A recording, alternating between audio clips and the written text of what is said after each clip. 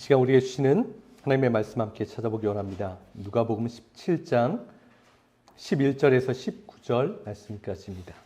예수께서 예루살렘으로 가실 때에 사마리아와 갈릴리 사이로 지나가시다가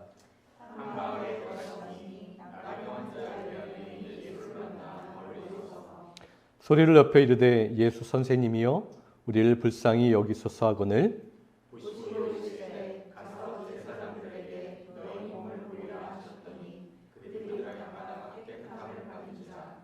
그 중에 한 사람이 자기가 낳은 것을 보고 큰 소리로 하나님께 영광을 돌리며 돌아와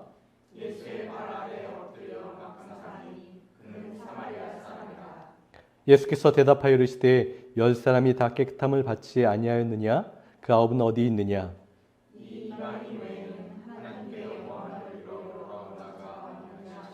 같이 읽겠습니다. 그에게 이르시되 일어나 가라 내 믿음이 너를 구원하였느니라 하시더라. 11월이 되면 감사에 대해서 더 깊게 생각해 보게 됩니다.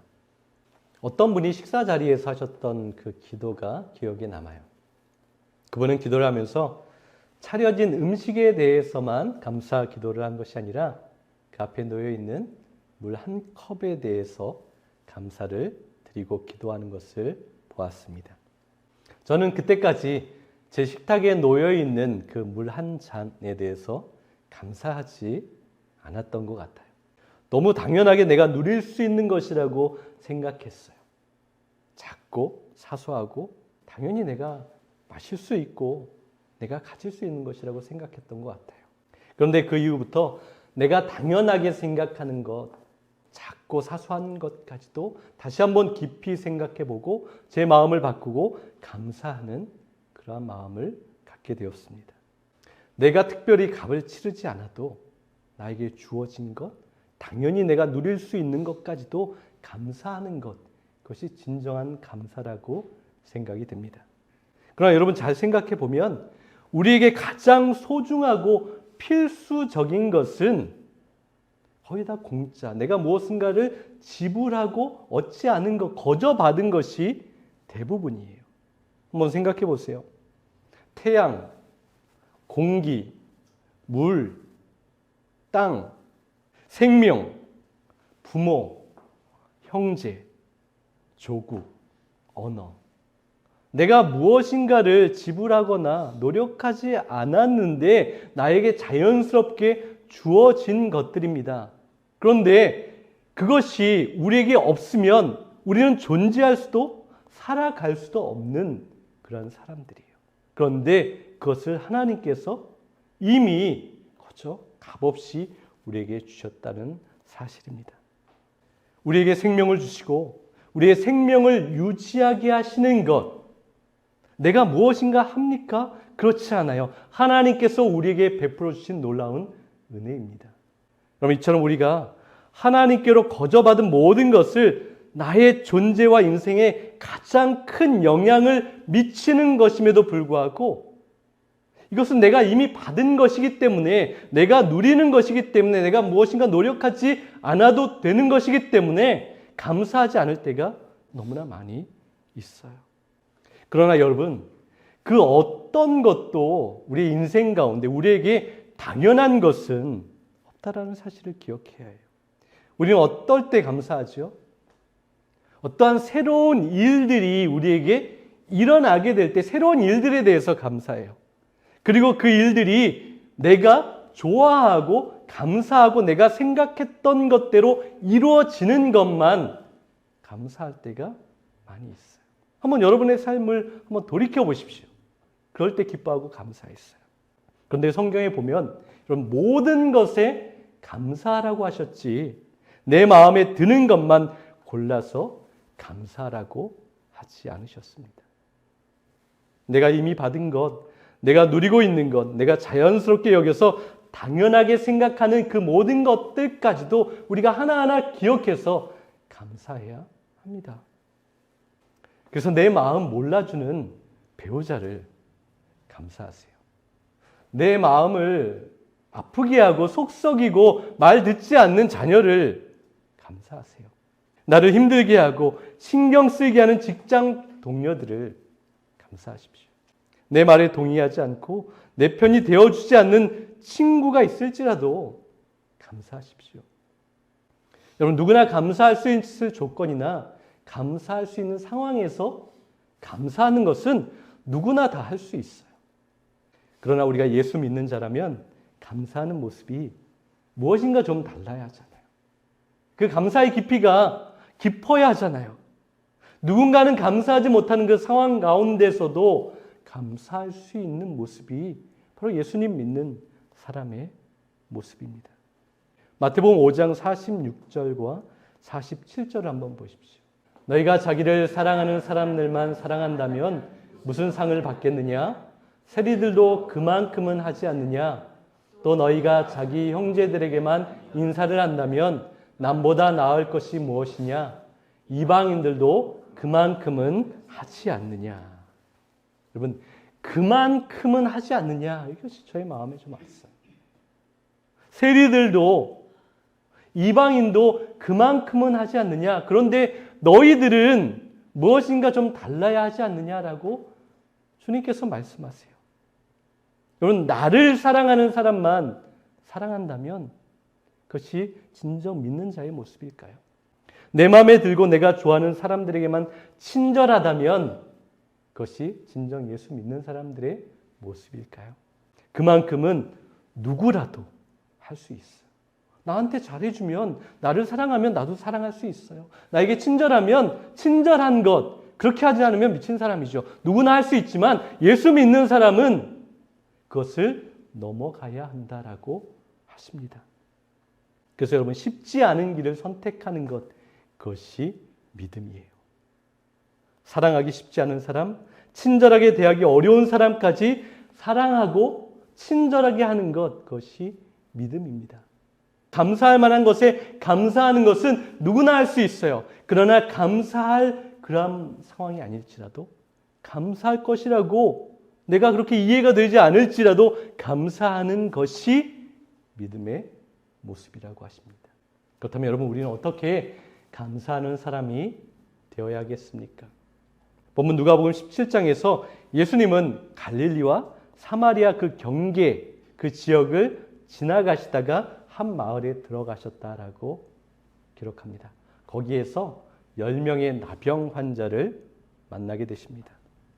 나병은 가족들과 본인 자신에게 큰 상처와 고통과 아픔을 주는 질병이었어요. 문둥병, 한센병이라고 이야기하기도 하고요. 사극을 보시면 그 역병이라고 하잖아요. 그 역병이 이 문둥병, 이 나병을 이야기하는 전염병이었습니다. 이 병의 증상은 피부, 말초신경계에 침투해서 병적인 변화를 일으키는 그러한 질병이었습니다. 지금은 치료 방법도 있고 치료 약물도 있어서 그렇게 아주 치명적인 질병은 아니지만 고대 사회에서는 그 원인도 알 수 없었고 그것을 치료할 수도 없었기 때문에 저주와도 같은 질병이라고 인식되는 그러한 모습이었어요. 이 병세가 심해지면 손가락, 발가락, 코, 턱이 다 떨어져 나가는 그러한 증세를 나타냅니다. 외형적으로 보기 힘들고 전염성까지 있다 보니까 가까운 사랑하는 사람들에게 미움을 받고 쫓겨날 수밖에 없었던 그 마음의 상처와 아픔은 더 끔찍했습니다. 그렇게 보기 흉하게 변형되어져 가는 자신의 외모를 감추기 위해서 그 천으로 그 상처들을 꽁꽁 싸매고 다닐 수밖에 없는 사람들이었어요. 당시 이스라엘 시대에도 이 나병 환자들이 꼭 지켜야만 하는 규율이 있었습니다. 이것이 오늘 12절에도 찾아볼 수 있어요. 12절, 13절 한번 보십시오. 예수께서 어떤 마을에 들어가시다가 나병 환자 10사람을 만나셨다. 그들은 멀찍이 멈추어 서서 소리를 높여 말하였다. 예수 선생님, 우리를 불쌍히 여겨 주십시오. 여기 기록하는 것처럼 먼저 이 사람들은 일반적인 사람들에게 가까이 다가갈 수 없었어요. 전염성이 있었고 저주와도 같다라고 인식되었기 때문에 멀리 격리되는 그런 삶을 살 수밖에 없었습니다. 그들이 지켜야 하는 것이었어요. 그리고 나병에 걸린 사람들은 이스라엘에 한정되어 있지만 자신의 옷을 찢고 머리카락을 풀고 다녀야 했습니다. 이것은 죽은 자를 애도하는 장사를 치르는 그러한 모습과 같아요. 이것은 무엇을 의미하느냐? 나는 이미 저주를 받아서 죽은 자와 같다라는 그러한 의미를 담고 있습니다. 그리고 윗입술을 가려야 했는데요. 이것은 자기 입술을 스스로 자기의 손으로 치는 것과 같은 그러한 의미를 가지고 있어요. 자신을 극도로 비하하는 그러한 의미를 담고 있습니다. 무엇보다 길을 걸을 때, 이 사람들도 어딘가를 가야 될 때가 있을 거 아니에요? 길을 걸을 때 꼭 그 사람들이 소리쳐야 하는 것이 있어요. 부정하다, 부정하다 자기의 입으로 자기를 그렇게 드러내고 다녀야 했습니다. 이것은 무엇이죠? 나는 더럽다. 나는 벌레 같은 존재다라는 그러한 인식을 주는 그러한 말을 할 수밖에 없었어요. 그리고 그들은 성 밖에 그 사람들이 함께 모여 사는 그러한 구역이 있었습니다. 이 규율을 꼭 지켜야만 했던 거예요. 이것을 조금이라도 어길 시에는 사람들이 자기를 향해서 던지는 그 돌멩이에 맞는 그 고통까지 다 감수해 내어야 했습니다. 너무 비참한 인생을 살아갈 수밖에 없었던 거예요. 그 모든 마음과 육신이 다 무너지는 그러한 고통 속에 그들은 살아갔어요. 몸이 아픈 것도 눈물 나고 서러운데 자신을 바라보면서 자기를 저주하는 욕설과 조금의 자비심이나 죄책감도 없이 돌팔매질을 하는 그 사람들의 모습을 보면서 몸과 마음이 다 무너져 내리고 정말 악밖에 남지 않는 그러한 인생을 살아갈 수밖에 없는 거예요. 그런데 여러분 한번 잘 생각해 보세요. 이들은 이렇게 무시받아도 되는 사람들이 아니었어요. 예수님께서 보실 땐 무시받고 이렇게 고통당할 사람들이 아니었다라는 거예요. 하나님 앞에서 모두가 동등하게 존중받는 그러한 인생을 살아갈 자격이 있는 사람들이었어요. 그런데 여러분, 우리도 그렇습니다. 우리도 때로 내가 누군가를 미워하고 만만하게 대하고 무시하고 욕하고 막대해도 된다라고 그렇게 착각할 때가 있어요. 그렇게 살아갈 때가 있습니다. 행동이나 말이나 표정이나 작은 몸짓을 통해서 나의 그 잘못된 모습과 미워하는 모습과 막대하는 그런 모습들이 풍겨지고 나타날 때가 있다라는 거예요. 그러면서도 어떻게 합니까? 나는 충분히 그럴 자격이 있어. 한번 우리의 모습을 깊이 들여다보십시오. 그런 모습이 우리에게도 있었던 거예요. 그러나 여러분, 그럴 수 있는 사람은 없다라는 거예요. 누군가를 무시하고 미워하고 아픔과 상처를 줘도 되는 그러한 사람은 아무도 없습니다. 얼마 전에 본 TV 프로에서 남편이 아내에게 엄청나게 심한 폭언과 욕설과 마치 쥐를 몰듯이 하는 그러한 모습을 보았어요.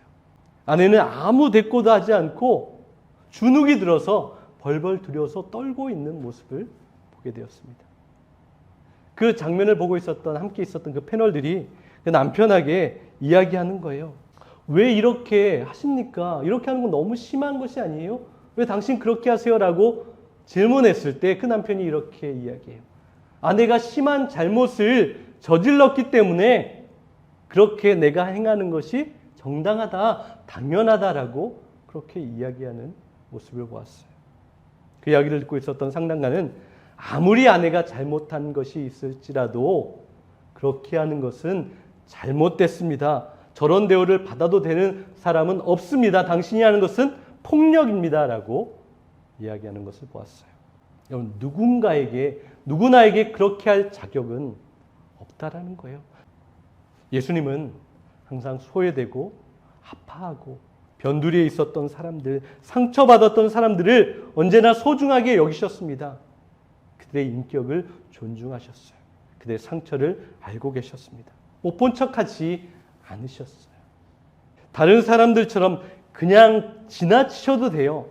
그냥 무시하셔도 됩니다. 그런데 예수님은 항상 그 발걸음을 거기에서 멈추셨어요. 나병 환자들 10명, 굉장히 많은 사람들이 함께 달려왔다라는 거예요. 그 사람들이 어떻게 예수님을 만나게 되었을까요? 누가복음 5장 12절에서 13절 말씀을 보세요. 예수께서 어느 동네에 계실 때 온몸이 나병으로 문드러지는 사람 하나가 나타났다. 그는 예수를 보자 땅에 엎드려 간청하며 주님께서는 하시고자 하시면 저를 깨끗이 고쳐줄 수 있으십니다 하고 말씀드렸다. 예수께서 손을 내밀어 그에게 대시며 그렇게 해주마 깨끗하게 되어라 하시자 곧 그의 나병이 깨끗이 나았다. 예수님께서 초기 사역을 시작하실 때 나병 환자를 치료하셨던 사건이 있었어요. 문드러진 나병 환자에게 예수님께서 친히 손을 얹으시고 대시고 그를 낫게 하셨습니다. 여러분, 그의 몸에 손을 댔다라는 것은 가히 당시에는 엄청 충격적인 사건이었어요. 건강한 유대인들이 볼 때는 끔찍하고 소름 돋는 장면이었습니다. 저주받은 자에게 손을 댄다는 것은 할 수도 일어날 수도 없는 일이었어요. 그런데 나병 환자 입장에서는 어땠을까요? 눈물 나는 사건이에요. 자신을 저주하고 욕하고 돌팔매질하는 것만 당했었는데 사랑의 손길로 나의 몸에 손을 얹었다라는 것, 그것은 그에게 얼마나 위로가 되었을까요? 큰 사랑의 손길이 그에게 임했다라는 거예요. 상상할 수도 없는 은혜와 자비였습니다. 이 치료받은 나병 환자가 어떻게 했을까요? 예수님께서는 치료하신 다음에 비밀에 붙이라고 말씀하셨지만 그 사람이 다니면서 소문을 냈다라고 기록하고 있어요. 먼저 나병 환자들이 모여있는 그 촌에 가서 그 소식을 전하지 않았겠습니까? 그 소식들이 고통과 절망 가운데 있었던 사람들에게 전달된 거예요. 그렇게 이 10명의 나병 환자들은 그 소식을 전해 들었을 것이고 예수님에 대한 소망과 간절함이 점점 커졌을 겁니다. 그렇게 예수님을 찾아다녔을 수도 있고요. 예수님을 기다렸을 수도 있습니다. 그들이 예수님을 만난 것은 사마리아와 갈릴리의 경계였다고 하죠. 일반적으로 많은 사람들이 가지 않는 그런 경계 지역이었어요. 거기에서 예수님이 바로 이 사람들을 만나게 되었던 거예요. 이 사람들 소망 가운데 예수님을 만났을 때 멀리 섰다라고 이야기합니다.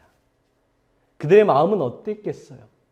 예수님 앞에까지 달려나아가서 예수님 앞에 은혜를 받고 싶었겠지만 그들은 자신들의 규율을 지켰어요. 멈춰서서 소리를 높였습니다. 예수 선생님, 주님, 우리를 불쌍히 여겨주세요. 그것은 어떤 의미입니까? 당시에 그 표현대로 하면 우리를 치료해 주세요. 우리를 낫게 해주세요라는 그러한 간청을 예수님께 돌려드렸던 거예요. 그때 예수님께서 어떻게 하십니까? 그들을 한 명 한 명 자신에게 더 가까이 나아오게 해서 그들에게 손을 얹고 그들을 치료하지 않으셨어요. 그냥 그 자리에서 그들에게 대답하셨습니다. 14절을 보세요. 예수께서는 보시고 그들에게 말씀하셨다. 가서 제사장들에게 너희의 몸을 보여라 하셨습니다. 아니 예수님 잠깐만요. 제사장에게 가서 몸을 보이는 것은 내 이 질병이 치료된 다음에 해야 되는 것 아닙니까? 아직 나를 치료하지 않으셨잖아요. 아직 나에게 아무런 변화도 일어나지 않았잖아요. 주님 지금 뭐 하시는 것입니까? 저라면 그렇게 반응했을 것 같아요. 그런데 여러분, 우리는 우리의 모습을 보세요. 주님의 말씀을 잘 믿지 못할 때가 많이 있습니다. 말로는 믿는다고 하죠. 하나님은 모든 것 다 하실 수 있고 주님의 말씀대로 다 이루어진다라고 우리는 그렇게 고백해요. 그런데 실제로 우리의 삶의 자리에서 행동하는 모습이나 생각하는 것을 보면 실제로 예수님의 말씀, 하나님의 말씀을 믿고 따르지 못할 때가 참 많이 있어요. 주님, 정말 가면 됩니까? 예수님 믿고 따르면 됩니까? 라는 그러한 의심들이, 그러한 생각들이 끊임없이 나타납니다. 그래서 멈칫하고 머뭇거리죠. 발걸음을 떼지 못해요. 하나님의 약속은 정말 믿을 만한 것인가? 주님의 말씀을 믿고 내 인생을 걸어도 되는가라는 그런 생각을 합니다. 사실 여러분, 이 모습이 저와 여러분의 모습일 때가 더 많은 것 같아요. 믿음이 부족합니다. 우리는 어떻습니까? 주님, 아직 나에게 기적을 보여주지 않으셨잖아요. 날 치료해 주지 않으셨잖아요. 내 기도를 들어주시면, 기적을 보여주시면, 나를 치료해 주시면 그때 믿겠습니다. 그때 따르겠습니다. 그렇게 하는 것이 우리의 반응이고 우리의 모습 아닙니까? 그런데 여러분, 이 10명의 나병 환자들은 어떻게 반응했습니까? 조금 더 망설이지 않아요. 예수님이 말씀하시니 돌아서 달리기 시작합니다. 아직 나병이 치료되지 않았어요. 그런데 예수님께서 그 말씀을 마치시자 그들은 돌아서 달리기 시작합니다. 예수님의 말씀을 그대로 믿었습니다. 아직 아무것도 해결되지 않았어요. 나병이 낫지 않았습니다. 그런데 예수님의 말씀을 믿고 그 말씀에 순종합니다. 그들은 육신은 병들었지만 그들의 마음은 건강했어요. 그들의 외형은, 육신은 끔찍하고 정말 흉악하게 변화됐을지 모르겠지만 그들의 믿음은 아름다웠습니다. 여러분, 우리의 믿음이 이와 같기를 소망합니다. 주님을 향한 신뢰와 기대가 이렇게 흔들리지 않고 확고할 수 있기를 원합니다. 그렇게 그들이 달려가던 길에 기적이 일어나죠. 달려가다가 어느 순간인지 모르게 그들의 나병이 낫는 것을 보게 되었어요. 깨닫게 되었어요. 그들이 얼마나 기뻤을까요? 얼마나 놀랐을까요? 얼마나 감동했을까요? 그런데 오늘 말씀에 보면 여기서 또 1명과 9명이 나눠지는 것을 보게 됩니다. 유대인 9명은 놀라고 기뻐하면서 달려가던 길을 멈추지 않고 계속해서 제사장에게로 달려갑니다. 물론 그들의 행동을 충분히 이해할 수 있어요. 자기가 살았던 사회에서 추방되고 사랑했던, 내가 있었던 자리에서 쫓겨났던 그 모든 것들을 내가 이제 나음을 받았으니까 하루라도 빨리, 한시라도 빨리 그 모든 것을 회복하고 빨리 가는 것이 가장 중요했을 거예요. 그래서 그들은 그렇게 달려갔습니다. 그리고 예수님께 돌아와 감사하려고 하니까 걸리는 것이 그들에겐 다시 생겼던 거예요. 그때 당시 예수님의 사역 말기, 거의 이제 예수님의 사역이 끝나가는 그 시기였습니다. 그때 이 유대 공의회가 예수님과 예수님을 따르는 사람들을 미워하고 죽이려고 하는 그러한 분위기가 만연하게 번져가고 있을 때였습니다. 내가 다시 돌아가서 살아가야 할 그 곳이 어딥니까? 다시 그 유대 공의회에서 인정하는 그 자리로 내가 들어가야 하는 거예요. 그런데 그 사람들이 미워하는 예수님께 돌아가서 감사하고 예수님의 제자가 된다라는 그러한 모습을 보여준다면 내가 기적적으로 나의 모든 질병이 깨끗하게 나음을 받았는데 내가 건강한 모습으로 다시 한번 내가 살아가야 할 그 공동체에서 외면당하고 소외받으면 어떻게 할까라는 그러한 생각이 그들의 발걸음을 돌리지 못하게 한 거예요. 그리고 또 한 가지가 있어요. 나병 환자일 때는 이방인, 사마리아인과도 함께 동거하며 잘 지냈던 거예요. 같이 10명이 다녔던 거예요. 그런데 이제 병이 낫는 동시에 어떻게 될까요? 그 전에는 동고동락하며 함께 서로 돌봤는데 이제 내가 건강하게 돼서 건강한 유대인이 되면 그때 당시에 사마리아인, 이방인과는 상종할 수 없는 그러한 자리로 다시 돌아가게 되는 거예요. 함께 할 수 없는 거예요. 그것 때문에 그들은 거기에서 갈라질 수밖에 없었던 것입니다. 이 말씀을 보면 이 유대인 나병 환자들, 이 9명에게는 이 질병이 치료받은 것, 기적이 일어난 것이 정말 진정한 축복이었을까요? 병에 걸려 있을 때는 예수님을 향한 그 간절한 소망과 믿음이 점점 커졌어요.